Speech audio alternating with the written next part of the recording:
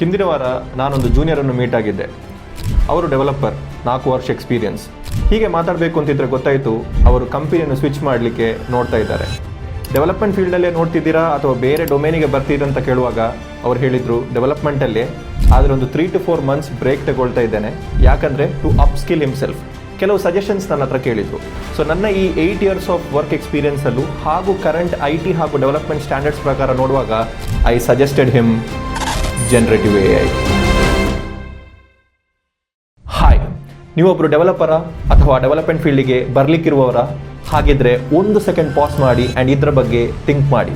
ನೀವು ಕೋಡ್ ಮಾಡುವಂಥ ರೀತಿ, ಡಿಬಗ್ ಮಾಡುವಂಥ ರೀತಿ, ಡಿಪ್ಲಾಯ್ ಮಾಡುವಂಥ ರೀತಿ ಎಲ್ಲವೂ ಫಾಸ್ಟ್ ಆಗ್ತಾ ಇದೆ, ಪ್ರೊಡಕ್ಟಿವ್ ಆಗ್ತಾ ಇದೆ. ಇದಕ್ಕೆ ರೀಸನ್ ಏನು?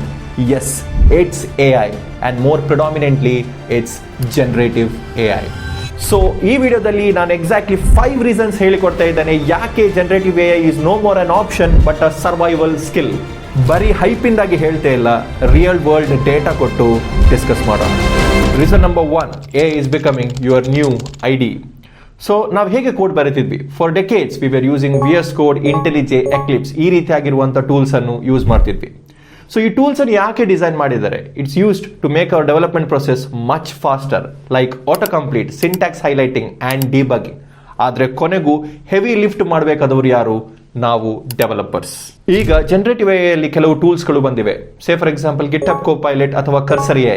ಇವು ಬರೀ ಟೂಲ್ಸ್ಗಳಲ್ಲ, ದೀಸ್ ನೋಸ್ ನ್ಯಾಚುರಲ್ ಲ್ಯಾಂಗ್ವೇಜಸ್. ಅಂದ್ರೆ ನೀವು ಪ್ರಾಪರ್ ಆಗಿ ಪ್ಲೇನ್ ಇಂಗ್ಲಿಷ್ ಅಲ್ಲಿ ಕ್ವರೀಸ್ ಕೊಟ್ರೆ you will be getting a desired output. Say for example build a rest API with authentication ಅಂತ ಹೇಳಿದ್ರೆ 80% of the boilerplate code ಈ IDEs ನಿಮ್ಗೆ ಬರೆದು ಕೊಡ್ತಾ ಇದೆ. ಒಂದು ಚಿಕ್ಕ ಎಕ್ಸಾಂಪಲ್ ನೋಡೋಣ. ಗಿಟ್ಹಬ್ ಡೆವಲಪರ್ ಸರ್ವೆ ಪ್ರಕಾರ ಡೆವಲಪರ್ಸ್ ಯಾರು ಗಿಟ್ಹಬ್ ಕೋಪೈಲಟ್ ಯೂಸ್ ಮಾಡ್ತಿದ್ದಾರೆ ಅವರ ಪ್ರೊಡಕ್ಟಿವಿಟಿ 55% ಹೆಚ್ಚಾಗಿದೆ. So that they can focus only on solving high end problems and not worry about boiler plate code. So just think ಮಾಡಿ, ಮುಂಚೆ IDEs ನಿಮ್ಮನ್ನು ಫಾಸ್ಟ್ ಆಗಿ ಟೈಪ್ ಮಾಡಲಿಕ್ಕೆ ಹೆಲ್ಪ್ ಮಾಡ್ತಿದ್ದು, ಆದ್ರೆ ಈಗ AI ಪವರ್ಡ್ IDEs ಇಂದಾಗಿ ನಿಮ್ಮನ್ನು ಫಾಸ್ಟ್ ಆಗಿ ಥಿಂಕ್ ಮಾಡಲಿಕ್ಕೆ ಹೆಲ್ಪ್ ಮಾಡ್ತಿದೆ. ಸೊ ದ್ಯಾಟ್ ನಿಮಗೆ ಕೋಡ್ ರಿವ್ಯೂ ಅಥವಾ ಕೋಡ್ ಆರ್ಕೆಸ್ಟ್ರೇಷನ್ ಅಲ್ಲಿ ಜಾಸ್ತಿ ಟೈಮ್ ಇನ್ವೆಸ್ಟ್ ಮಾಡ್ಕೊಳ್ಬಹುದು. So AI is not replacing you, it is amplifying you. So ಈಗ ನೀವು ಒಂದು ಡೈರೆಕ್ಟರ್ ಇದ್ದಾಗೆ and AI is your junior developer. So for the next 2 to 3 years ಈ ಸ್ಕಿಲ್ ಬಂದ್ಬಿಟ್ಟು ಒಂದು ಬೇಸಿಕ್ ಸ್ಕಿಲ್ ಆಗಿರುತ್ತೆ ಅಥವಾ ಬೇಸಿಕ್ ನೆಸೆಸಿಟಿ ತರ. If you are not coping up with this and someone might take your job. Reason 2, Gen AI is embedding in every product. ಹಿಂದೆ cloud computing ಒಂದು optional feature ಆಗಿತ್ತು, ಆದರೆ ಈಗ ಆಲ್ಮೋಸ್ಟ್ ಎಲ್ಲ enterprises cloud ಅಲ್ಲೇ run ಆಗ್ತಿದೆ. Generative AI ಕೂಡ ಇದೇ ಲೈನ್ ಅಲ್ಲಿ ಇರುವಂತಹ ಟೆಕ್ನಾಲಜಿ. ಬರೀ ಲ್ಯಾಬ್ ಅಲ್ಲಿ ಯೂಸ್ ಮಾಡೋದು ಮಾತ್ರ ಅಲ್ಲದೆ ಕಂಪನೀಸ್ಗಳು ಅವರ product, apps and very importantly internal ಟೂಲ್ಸ್ಗೆ ಕೂಡ ಇದನ್ನು ಎಂಬೆಡ್ ಮಾಡ್ತಾ ಇದ್ದಾರೆ. ಕೆಲವು ಉದಾಹರಣೆಗಳನ್ನು ನೋಡೋಣ. Example number 1, customer product. ಬ್ಯಾಂಕ್ಗಳನ್ನೇ ಎಕ್ಸಾಂಪಲ್ ಆಗಿ ತಗೊಳ್ಳಿ. ಎಲ್ಲಾ ಬ್ಯಾಂಕಿಗೂ ಅದರದೇ ಆಗಿರುವಂತಹ ಮೊಬೈಲ್ ಅಪ್ಲಿಕೇಶನ್ಸ್ ಇರುತ್ತೆ. ಆದ್ರೆ ಈಗ ಜನರೇಟಿವ್ AI ಚಾಟ್ ಬಾಟ್ಸ್ ಗಳನ್ನು ಈ ಅಪ್ಲಿಕೇಶನ್ಸ್ಗೆ ಇಂಟಗ್ರೇಟ್ ಮಾಡಿದ್ದಾರೆ. ಸೊ ಇದರಲ್ಲಿ ಬರೀ ಬ್ಯಾಲೆನ್ಸ್ ಕ್ವೆರೀಸ್ ಅನ್ನು ಆನ್ಸರ್ ಮಾಡೋದು ಮಾತ್ರ ಅಲ್ಲ, ಫ್ರಾಡ್ ಡಿಟೆಕ್ಷನ್, ಲೋನ್ಗೆ ಬರುವಂತಹ ಕ್ವೆರೀಸ್ ಎಲ್ಲವನ್ನು ಸಿಂಪಲ್ ಇಂಗ್ಲಿಷ್ ಮುಖಾಂತರ ನಿಮಗೆ ರೆಸ್ಪಾಂಡ್ ಮಾಡ್ತಾ ಇದೆ. ಮೆಕೆನ್ಸಿ 2023 ರಿಪೋರ್ಟ್ ಪ್ರಕಾರ 40% ಆಫ್ ದ ಕಂಪನೀಸ್ ಈಗಾಗಲೇ ಜನರೇಟಿವ್ AI ಅನ್ನು ಅವರ ಅಪ್ಲಿಕೇಶನ್ಸ್ ಅಲ್ಲಿ ಎಂಬೆಡ್ ಮಾಡ್ತಿದ್ದಾರೆ. ಅಂಡ್ ಕ್ವಾರ್ಟರ್ಲಿ ಇದು ಜಸ್ಟ್ ಸ್ಕೈ ರಾಕೆಟ್ ಆಗ್ತಾ ಇದೆ. Example 2, SaaS and enterprise applications. SaaS ಕಂಪನಿಗಳನ್ನೇ ನೋಡಿ. ಸ್ಲ್ಯಾಕ್ ಎಂಬ ಒಂದು ಕಂಪನಿ ಅವರ ಕಮ್ಯುನಿಕೇಶನ್ ಅನ್ನು ಸಮರೈಸ್ ಮಾಡ್ಲಿಕ್ಕೋಸ್ಕರ AI ಅನ್ನು ಯೂಸ್ ಮಾಡ್ತಿದ್ದಾರೆ. Google work space duet AI ಅನ್ನು ತಗೊಂಡು ಬಂದಿದೆ. ಸೊ ಇದರಿಂದಾಗಿ ನಿಮ್ಗೆ ಏನು ಗೊತ್ತಾಗುತ್ತೆ ಅಂತ ಹೇಳಿದ್ರೆ SaaS ಹಾಗೂ ಎಂಟರ್ಪ್ರೈಸ್ ಕಂಪನೀಸ್ಗಳು ಕೂಡ ಜನರೇಟಿವ್ AI ಅನ್ನು ಅಡಾಪ್ಟ್ ಮಾಡ್ತಾ ಇದ್ದಾರೆ. ಸೊ ಡೆವಲಪರ್ ಆಗಿ ನಿಮ್ಗೆ ಗೊತ್ತಿರಬೇಕಾದದ್ದು ಏನು? AI APIs like open AI, hugging face ಈ ರೀತಿಯಾಗಿರುವಂಥ APIs ಅನ್ನು ಯಾವ ರೀತಿ ಆಕ್ಸೆಸ್ ಮಾಡೋದು ಅಂಡ್ ನಿಮ್ಮ ಒಂದು ವರ್ಕ್ ಫ್ಲೋ ಅಲ್ಲಿ ಹೇಗೆ ಜನರೇಟಿವ್ AI ಅನ್ನು ಎಂಬೆಡ್ ಮಾಡೋದು, ಎಂಡ್ ಯೂಸರ್ಸ್ಗೆ ಯಾವ ರೀತಿ ನಿಮ್ಮ ಪ್ರಾಡಕ್ಟ್ ಅನ್ನು ಸಿಂಪಲ್ ಆಗಿ ಒಂದು ಚಾಟ್ ಬಾಟ್ ಮುಖಾಂತರ ಕೊಡುವಂಥದ್ದು. ಇದು 10 ವರ್ಷಗಳ ಹಿಂದೆ ರೆಸ್ಟ್ APIs ಅಲ್ಲಿ ನಾವು ಹೇಗೆ ವರ್ಕ್ ಮಾಡ್ತಿದ್ವಿ ಅದೇ ರೀತಿಯಾಗಿ ಬರುವಂತ ಸಾಧ್ಯತೆ ಜಾಸ್ತಿ ಇದೆ.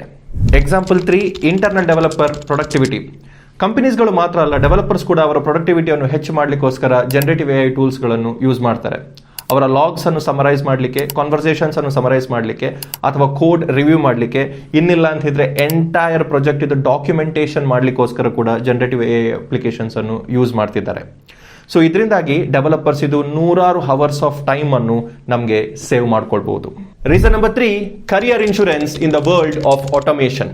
ಹಾನೆಸ್ಟ್ ಆಗಿ ಹೇಳಬೇಕು ಅಂತಿದ್ರೆ ತುಂಬಾ ಡೆವಲಪರ್ಸ್ ಇರುವಂತಹ ಒಂದು ಪ್ರಶ್ನೆ, AI ಅವರ ಜಾಬ್ಸ್ ಅನ್ನು ರಿಪ್ಲೇಸ್ ಮಾಡುತ್ತಾ ಅಂತ. ಇದು ಆಕ್ಚುಲಿ ಒಂದು ದೊಡ್ಡ ಫಿಯರ್, ಬಟ್ ಇದನ್ನು ಯಾರು ಹೊರಗೆ ಅಷ್ಟು ಓಪನ್ ಆಗಿ ಹೇಳ್ತಾ ಇಲ್ಲ. ಸತ್ಯ ಹೇಳಬೇಕು ಅಂತಿದ್ರೆ AI ಟಾಸ್ಕ್ ಅನ್ನು ರಿಪ್ಲೇಸ್ ಮಾಡುತ್ತೆ, ಆದ್ರೆ ಮನುಷ್ಯರನ್ನು ಅಲ್ಲ. ಈ ಡಿಫರೆನ್ಸ್ ದೊಡ್ಡ ಮ್ಯಾಟರ್ ಆಗುತ್ತೆ. ರಿಪಿಟೇಟಿವ್ ಕೋಡಿಂಗ್, ಡಿಬಗ್ಗಿಂಗ್, ಡಾಕ್ಯುಮೆಂಟೇಶನ್ ಇವುಗಳೆಲ್ಲ ಆಟೋಮೇಷನ್ ಆಗ್ತಾ ಇದೆ. ಆದ್ರೆ ಕ್ರಿಯೇಟಿವ್ ಥಿಂಕಿಂಗ್, ಡಿಸೈನ್ ಥಿಂಕಿಂಗ್ ಹಾಗೂ ಪ್ರಾಬ್ಲಮ್ ಸಾಲ್ವಿಂಗ್ ಅನ್ನು ಮಾಡಲಿಕ್ಕೆ ಇನ್ನೂ ಮನುಷ್ಯರೇ ಬೇಕು. ಕೆಲವು ಎಕ್ಸಾಂಪಲ್ಸ್ ಅನ್ನು ನೋಡೋಣ. ಡಿಬಗ್ಗಿಂಗ್ ಅನ್ನೇ ಕನ್ಸಿಡರ್ ಮಾಡ್ಕೊಳ್ಳಿ. ಪ್ರೊಡಕ್ಷನ್ ಅಲ್ಲಿ ಯಾವ್ದಾದ್ರು ಇಶ್ಯೂಸ್ ಬಂದ್ರೆ ಅದನ್ನು ಹುಡುಕಿ ಸಾಲ್ವ್ ಮಾಡ್ಲಿಕ್ಕೆ ನಾವು ಗಂಟೆಗಟ್ಟಲು ತಗೊಳ್ತಾ ಇದ್ವಿ. ಆದ್ರೆ ಈಗ ವಿತ್ AI ಟೂಲ್ಸ್ ಅದು ನಿಮ್ಮ ಬಗ್ಸ್ ಅನ್ನು ಟ್ರೇಸ್ ಮಾಡುತ್ತೆ, ನಿಮ್ಗೆ ಎಕ್ಸ್ಪ್ಲೇನ್ ಮಾಡುತ್ತೆ and with in seconds fix ಕೂಡ ಮಾಡುತ್ತೆ. ಈ ವಿಡಿಯೋದ ರಿಸರ್ಚ್ ಮಾಡಬೇಕು ಅಂತಿದ್ರೆ one of my friend told me ಅವರ ಬಗ್ ಫಿಕ್ಸಿಂಗ್ ಸ್ಪ್ರಿಂಟ್ ಸೈಕಲ್ 2 ದಿನದಿಂದ ಅರ್ಧ ದಿನಕ್ಕೆ ಇಳಿದಿದೆ, thanks to AI. In fact Stack Overflow developer survey ಪ್ರಕಾರ 44% ಆಫ್ ದ ಡೆವಲಪರ್ಸ್ ಈಗ ಜನರೇಟಿವ್ AI ಅನ್ನು ಅವರ ಅಪ್ಲಿಕೇಶನ್ಸ್ ಅಲ್ಲಿ ಯೂಸ್ ಮಾಡ್ತಿದ್ದಾರೆ, ಕೋಡ್ ಅನ್ನು ರಿವ್ಯೂ ಮಾಡಕ್ಕೆ, ಡಿಬಗ್ ಮಾಡಕ್ಕೆ ಹಾಗೂ ಡಾಕ್ಯುಮೆಂಟ್ ಮಾಡಕ್ಕೆ. ಇನ್ನೊಂದು ಗ್ರೇಟ್ ಎಕ್ಸಾಂಪಲ್ ಯಾವುದು ಅಂತ ಹೇಳಿದ್ರೆ ದಟ್ ಈಸ್ ಟೆಸ್ಟಿಂಗ್. ಮುಂಚೆ ಟೆಸ್ಟ್ ಕೇಸಸ್ ಬರೆಯಕ್ಕೆ ಎಷ್ಟು ಟೈಮ್ ಬೇಕು ಅಂತ ನೀವು ಡೆವಲಪರ್ಸ್ ಹಾಗೂ ಟೆಸ್ಟರ್ಸ್ ಗೆ ಗೊತ್ತಿದೆ. ಆದ್ರೆ ಈಗ with AI tools it can create unit, integration and even regression testing by just reading your code. GitHub ಮೊನ್ನೆ ಒಂದು ಡೆಮೋ ಕೊಟ್ಟಿದೆ, ಅದರಲ್ಲಿ ಅವರ ಇಂಟರ್ನಲ್ ಪ್ರಾಜೆಕ್ಟ್ಸ್ ಇದು 80% ಆಫ್ ದ ಟೆಸ್ಟ್ ಕೇಸಸ್ ಅನ್ನು AI ಬರಿತಾ ಇದೆ. That's some automation. ಆದ್ರೆ AI ಗೆ ಮಾಡ್ಲಿಕ್ಕೆ ಆಗದ್ದೇನು? Understanding business logic, edge cases and companies use ಮಾಡುವಂತ ಡೇಟಾಬೇಸ್ ಹಾಗೂ ಆರ್ಕಿಟೆಕ್ಚರ್ ಅನ್ನು ಅರ್ಥ ಮಾಡ್ಲಿಕ್ಕೆ.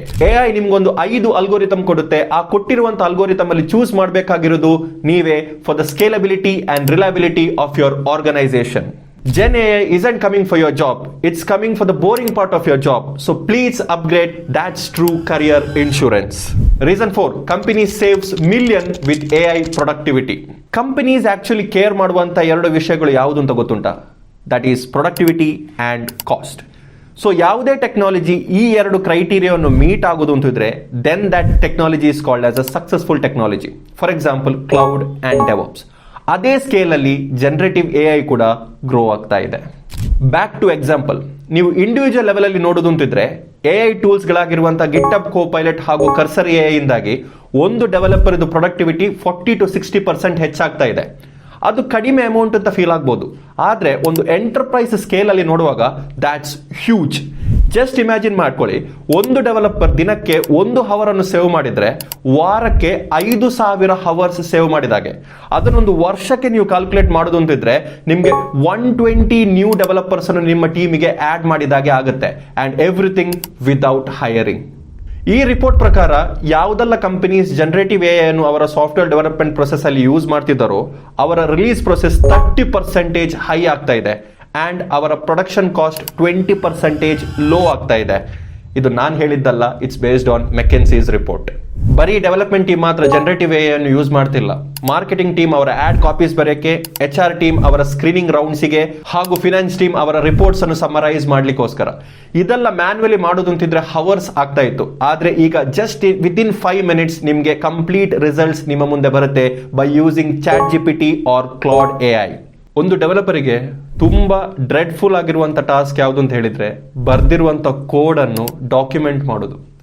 ಡೋಂಟ್ ವರಿ, ಅದಕ್ಕೂ ಒಂದು AI ಟೂಲ್ ಇದೆ.